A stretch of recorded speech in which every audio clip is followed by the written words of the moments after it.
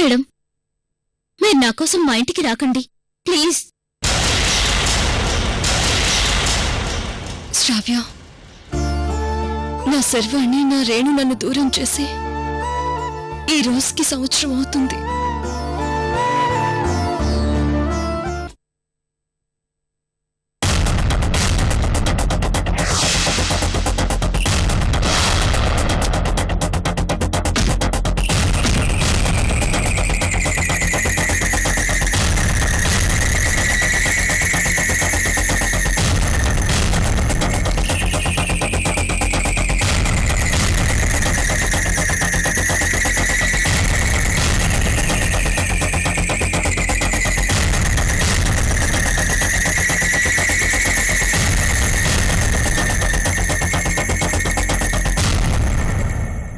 శర్వాణి, నువ్వు చేయని తప్పుకి జాబ్ పోగొట్టుకుని కోర్టు మెట్లెక్కే పరిస్థితి వచ్చింది.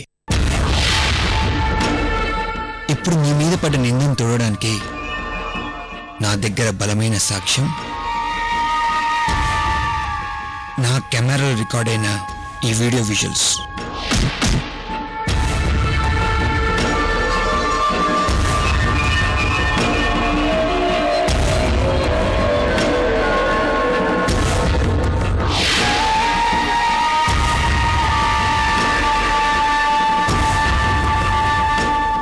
ఒక్క సాక్ష్యం, ఒకే ఒక్క సాక్ష్యం.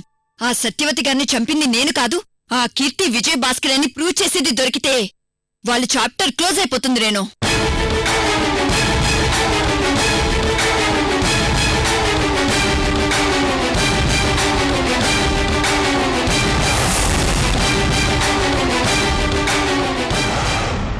శర్వాణి, నువ్వు లాకప్లో ఉన్న 3 రోజుల్లో అమృత వాళ్ల కూపి మొత్తం లాగి బ్యాంక్ అకౌంట్ డీటెయిల్స్ తో సహా పట్టుకుంది. ఇంకా నువ్వు ఒక్క సాక్ష్యమైనా దొరకాలి అంటావేంటి? ఇప్పుడు నువ్వు బెయిల్ మీద బయటే ఉన్నావు కదా, నిన్ను నువ్వు కాపాడుకునే శక్తి లేనట్టు మాట్లాడతావేంటి? రేణు, ఇప్పుడు నేను సస్పెండ్ అయిపోయి బెయిల్ మీద బయటకొచ్చాను అంటే శత్రువులకు ఒక పక్క నిద్ర పట్టడం లేదు. ఇలాంటి టైంలో నేను ఏమాత్రం తొందరపడ్డా ఆ తొందరపాటే శత్రువుల పాలిట వరమవుతుంది. నాకు తెలిసి ఆ కీర్తి విజయ్ భాస్కర్లు వాళ్ళ లాయర్తో కలిసి నా బెయిల్ రద్దు చేసేలా మళ్ళీ ఏదో కొత్త ఎత్తులు చేస్తూ ఉంటారు. కోర్టులో నువ్వే చూసావు కదా, మన తరపు లాయరు వాళ్ళకు అమ్ముడిపోయాడు.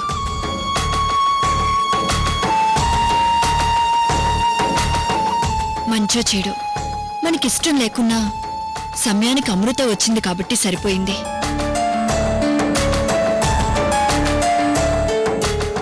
ఇప్పుడు కేసు కోర్టులో ఉండడం వల్ల నేను ఏం చేయాలన్నా నా బెయిల్ నాకు సంఖ్యలకు అడ్డుపడుతున్నాయి. రేణు, శర్వాణి, కోర్టు నీకిచ్చిన ఈ 4 రోజుల గడువు చాలా విలువైంది. నువ్వు నిర్దోషివని బలమైన సాక్ష్యాధారాలు సంపాదించు. చెయ్యని తప్పుకి జాబ్ వదులుకొని ఇలా నువ్వు బెయిల్ మీద బయటకు రావడం చూస్తుంటే నాకు నరకంగా ఉంది శర్వాణి. నేను ఈ సుడిగుండం నుండి ఎప్పుడెప్పుడు బయటపడాలని ఆలోచిస్తున్నాను. రేణు, ఎంత పెద్ద క్రిమినల్స్ అయినా ఎక్కడో ఏదో చిన్న పొరపాటు చేస్తారు. అలా చిన్న లూప్ హోల్ దొరికినా చాలు, నేను ఆడేసుకుంటాను.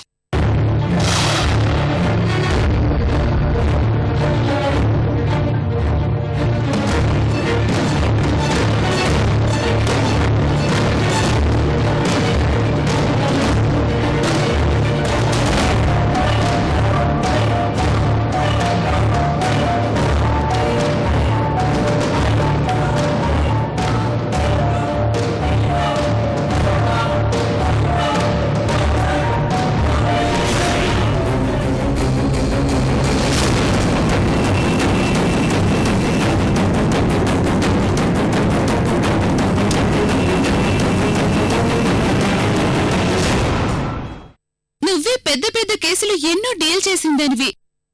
పోయి నువ్వెటువంటి కేసులో లాక్ అవుతావనుకోలేదు. దీనికి త్వరగా ఫుల్ స్టాప్ పెట్టే శర్వాణి. అదే చెప్తున్నాను రేణు. ఇప్పుడు నాకు అర్జెంటుగా ఒక సపోర్ట్ కావాలి. లేదంటే నాకు ఫోన్ చేసినా నర్స్ దొరికినా చాలు. అమృత చెప్పినట్లు వాళ్ళు బ్యాంక్ ట్రాన్సాక్షన్స్, అదృశ్యమైన నర్సు, వీళ్ళల్లో ఏ ఒక్క ఇన్ఫర్మేషన్ దొరికినా బావుండు. కానీ నాకు నేనుగా తొందరపడి ఇప్పుడు ఏం చేసినా కోర్టు నాకు బెయిల్ క్యాన్సిల్ చేసే ప్రమాదం ఉంది రేణు. అది నిజమే శర్వాణి. మాధవ్ కూడా పాపం ఏ కేసు వల్ల ట్రాన్స్ఫర్ అయిపోయాడు. మరి ఇప్పటికిప్పుడు నీకు సపోర్ట్ చేసి నిన్ను ఈ గండ నుంచి బయటపడేయటానికి ఎవరున్నారు?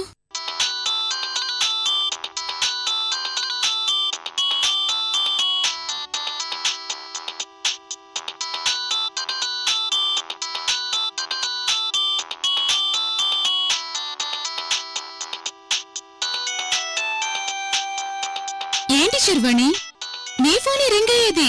వెళ్ళి ఎవరు ఆన్సర్ చేయి. చివరికి ఫోన్ రింగ్ అయినా కూడా ఆలోచించే పరిస్థితికి వచ్చేసాం మనం. వెళ్ళి లిఫ్ట్ చేయి. రోజు అంటే స్టేషన్ దగ్గర నుండి కాల్స్ వస్తాయి. నేను సస్పెండ్ అయి ఉన్నాను కదా, నాకిప్పుడు ఎవరు ఫోన్ చేస్తారా అని చిన్న డౌట్ రేణు.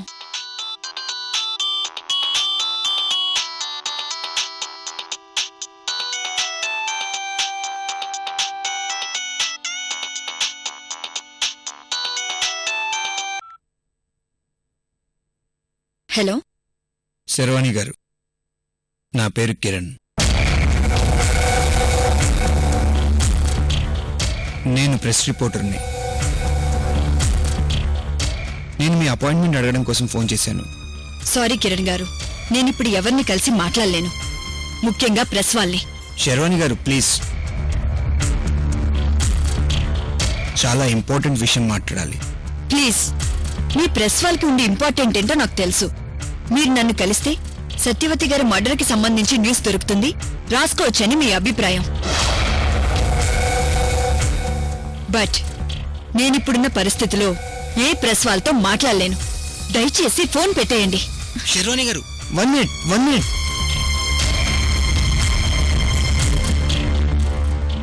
ఒక ప్రెస్ రిపోర్టర్ ఫోన్ చేస్తే న్యూస్ కోసం మాత్రమే అనుకోవడం మీ తప్పు. ఒకసారి మీరు వెతికే సాక్ష్యం కోసం కూడా అయ్యుండొచ్చు.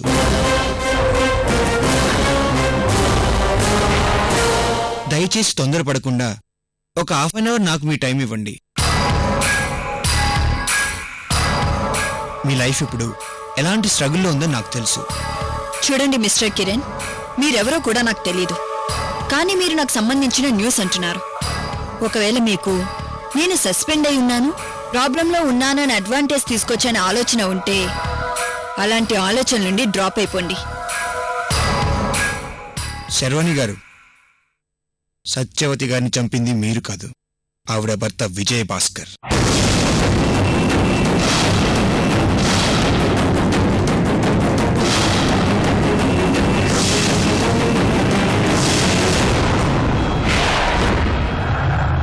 అంటే మీకు ఈ కేసు డీటెయిల్స్ కూడా తెలుసా? శర్వాణి గారు, ఈ టైంలో నా హెల్ప్ మీ కెరియర్కి చాలా ఉపయోగపడుతుంది.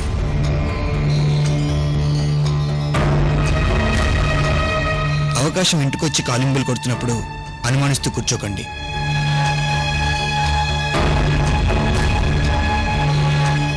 మీ లైఫ్ ఇప్పుడు ఎంత డేంజర్లో ఉందో నాకు తెలుసు. సరే, మీ దగ్గరున్న సాక్షి నాకు ఎప్పుడు చూపిస్తారు? మీరు టైం ఇస్తే ఇప్పుడే వచ్చి ఈ కీలక సాక్షి మీకు ఇస్తాను. ఇది మీరు కోర్టులో ఇస్తే చాలు, మీరు తిరిగి మీ యూనిఫామ్ దక్కించుకుంటారు. మీ మాటలు ఇంట్రెస్టింగ్గా ఉన్నాయి. సరే, మీరెక్కడ కలుస్తారో చెప్పండి, నేనే వస్తాను. ఇలాంటివి బయట కలవడం మంచిది కాదు. నేను మీ ఇంటికే వచ్చి కలుస్తాను. మీకు మా ఇల్లు తెలుసా? ఇప్పుడు మీరుంటున్న మీ ఫ్రెండ్ రేణుక ఇల్లు కూడా నాకు తెలుసు.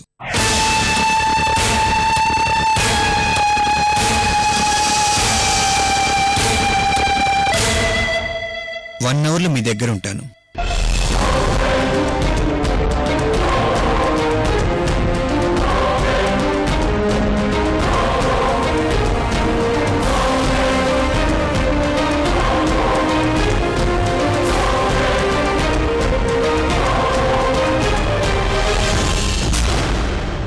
ఎవరు శర్వాణి తను? అదే నాకు అర్థం కావడం లేదు రేణు. మాట్లాడిన 10 నిమిషాల్లోనే 10 ట్విస్టులు ఇచ్చాడు. ఏదో బలమైన సాక్ష్యం ఉందని చెప్తున్నాడు. అసలు ఎవరై ఉంటాడు తను?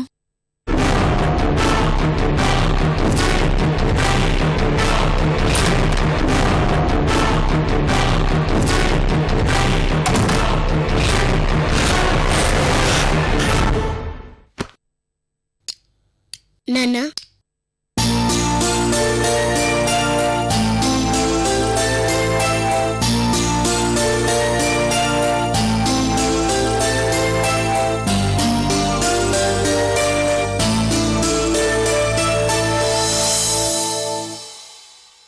నాన్న అమ్మ ఎక్కడా?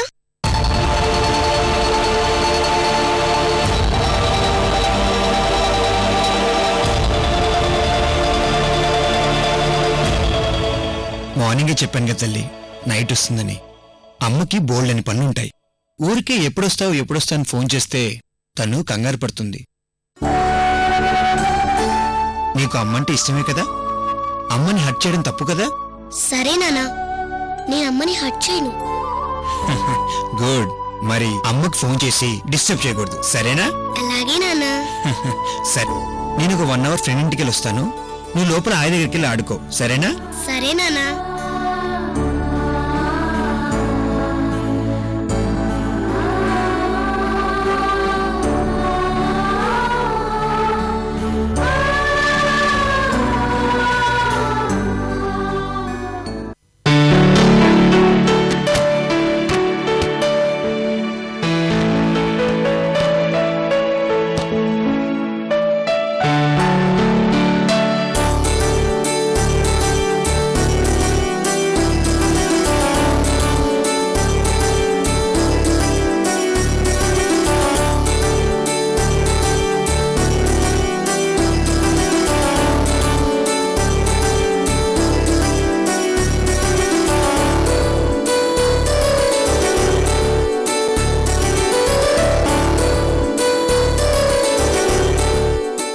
గోరింటాకు చేతులకు పెట్టుకుంటే చేతులు ఎర్రగా పండుతాయంట.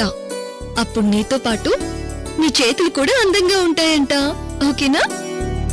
అలాగే పెద్దమ్మా.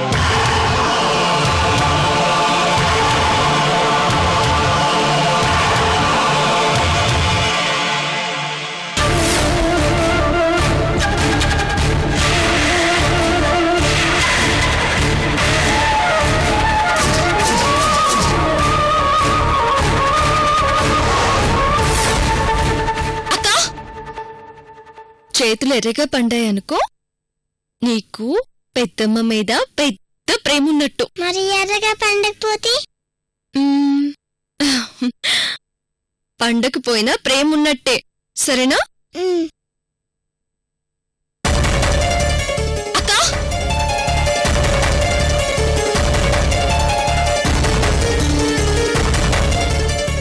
నాన్న శాంతమ్మత్త కలిసి దిగిన ఫోటో ఎన్నడూ లేంది. ఈ ఫోటో ఇప్పుడు బయటికి తీసావేంటక్క?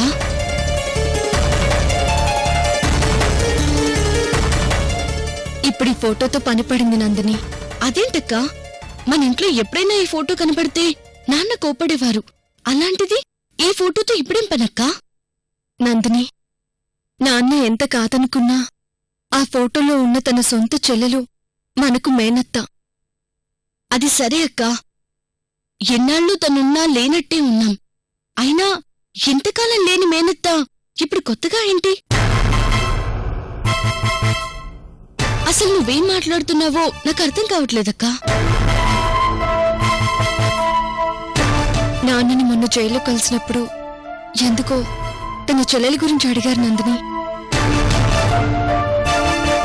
శాంతమ్మత్త గురించి అడిగారా? అదేంటక్క, ఎన్ని సంవత్సరాల నుంచి లేని చెల్లి గురించి ఇప్పుడు? ఎంతైనా శాంతమ్మత్త నాన్న తోబుట్టువు నందిని. మన చిన్నప్పుడు వాళ్ళ మధ్య ఉన్న గొడవల వల్ల వాళ్ళు మనకి దూరమయ్యారు. కోపాలు గొడవలు లైఫ్ లాంగ్ ఉండవు కదా నందిని. పాపం నాన్న జైల్లో ఒంటరిగా ఉండడం వల్ల అనుకుంటా ఎప్పుడూ లేంది తన చెల్లెలి గురించి ఆలోచిస్తున్నారు. నా చెల్లె ఎక్కడుందో ఏమో ఒకసారి చూడాలనిపిస్తుందమ్మా అని అడిగారు నందిని. నీకు మాత్రం ఈ ఫోటో తప్ప వాళ్ళెక్కడున్నారో ఎలా ఉన్నారో తెలియదు కదక్కా. మరిప్పుడెలా? బొబ్బర్లంక ఫోన్ చేసి శివరామరాజు తాతయ్యతోనూ మనకి తెలిసిన వాళ్లతోనూ మాట్లాడాను. ఎవరిని అడిగినా అత్తయ్య వాళ్ళ గురించి తెలియదంటున్నారు. పాపం నాన్నకొక్కసారైనా మన శాంతమ్మత్తని చూపించాలి నందిని.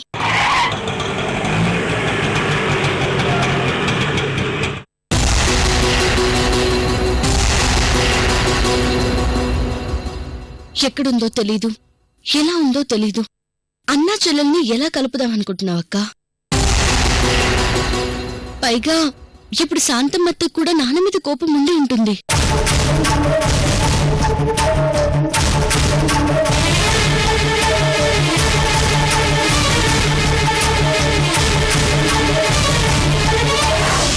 నేను చేసిన ఎంక్వైరీలో పాపం శాంతమ్మత్తయ్య వాళ్ళ ఆర్థిక పరిస్థితి బాగోలేక ఊరొదిలి వెళ్లిపోయారని మాత్రం తెలిసింది నందిని. ఎంత కోపాలున్నా రక్త సంబంధం కదా, చివరిదాకా అలాగే ఉండిపోతుంది. శాంతమ్మత్త ఎక్కడుందో తెలిస్తే చాలు, ఏదో ఒక విధంగా మనం కన్విన్స్ చేయొచ్చు.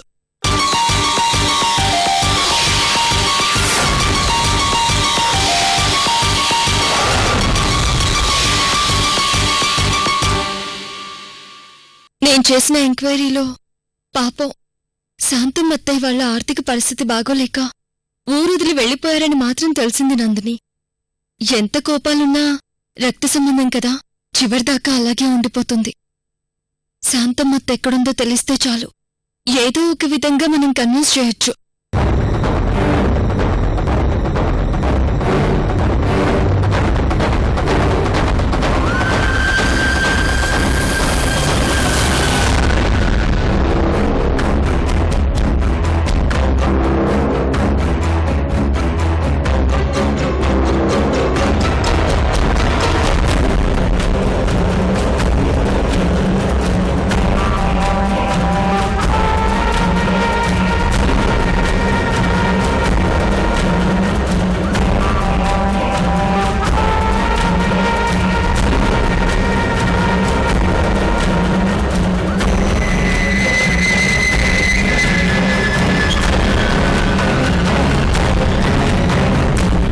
సార్ సార్ సార్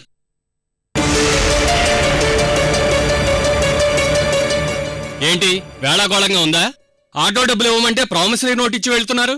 ఒరే అమరు, ఇడికి 2 రూపాయల వడ్డీ సరిపోకపోతే 5 రూపాయల వడ్డీ రాసుకోమని నువ్వైనా చెప్పరా? ఏంట్రా అలా షాక్ అయ్యో? ఆటోకి ఇవ్వాల్సిన 500 రూపాయలకు కూడా ఈ ప్రామిసరీ నోట్ ఏంటనేగా నీ ఎక్స్ప్రెషన్ మీనింగ్.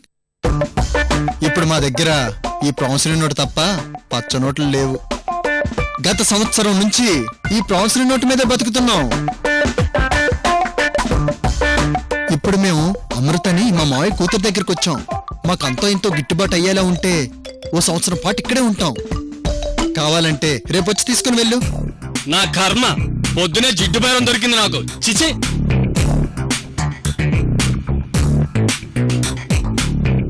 అమ్మా వాడు మనం చీకొడుతున్నాడు. మనకిలా చీ కొట్టించుకోవడం కొత్త ఏం కాదు కదరా. పద.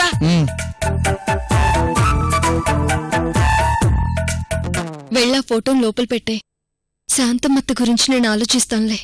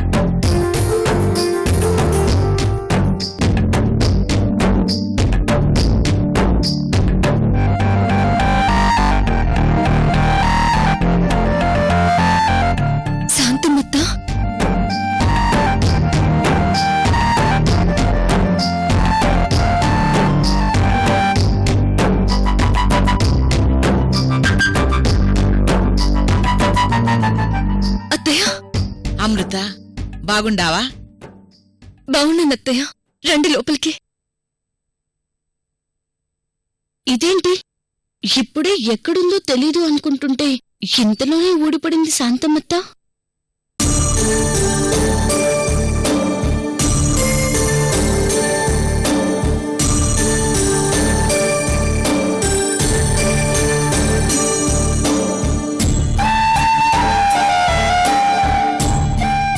ఏంటత్తయ్య అలా చూస్తున్నావు? తను మన నందిని.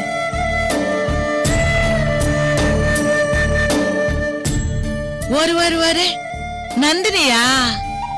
ఎప్పుడో చిన్నప్పుడు మిమ్మల్ని వదిలేసి వెళ్ళిపోయిండానమ్మా. ఇప్పుడే మీ గురించి మాట్లాడుకుంటున్నాం, ఇంతలోనే మీరు వచ్చారత్తయ్య. అసలు మీరింతకీ అడ్రస్ వెతుక్కుంటూ ఎలా వచ్చారో నాకు అర్థం కావడం లేదు. నువ్వు మా గురించి ఎదుగుతుండావని తెలిసింది తల్లే. వెంటనే మీరెక్కడుంటే అక్కడికొచ్చి కలవాలని ప్రయత్నం చేసినాను. ఈలోపు కృష్ణమూర్తి అన్నయ్య జైల్లో ఉన్నాడని తెలిసి ఎల్లా నేను కలిసినాను.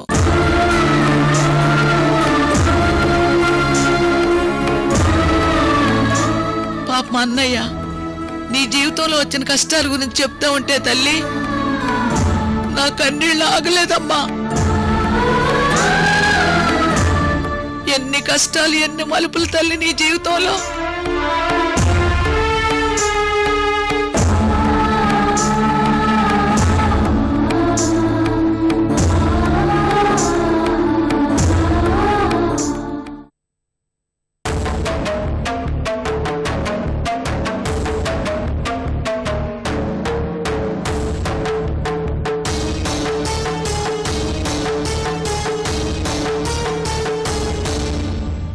అమ్మయ్యా, ఈ సమస్య ఇంత త్వరగా తీరిపోతుంది అనుకోలేదు. సమస్య ఇప్పుడే మొదలైంది అమృత.